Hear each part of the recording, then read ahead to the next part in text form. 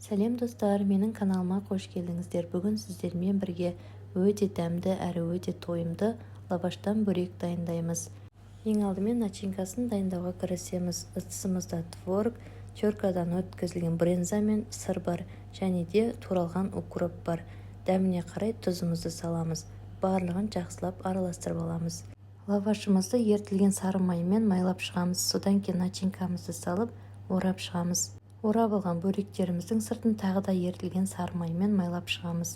Ендігі кезекте заливкасын дайындаймыз. 5 жұмыртқаға айранымызды құямыз және де жарты шай қасық тұзымызды салып, барлығын жақсылап араластырамыз.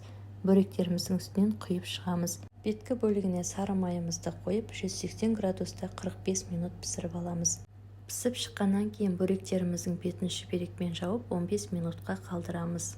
Бөректеріміз дайын, өте дәмді әрі өте тойымды болып шығады. Рецепт ұнаса, каналыма тіркеліп лайк басып, комментарий қалдыруды ұмытпаңыздар.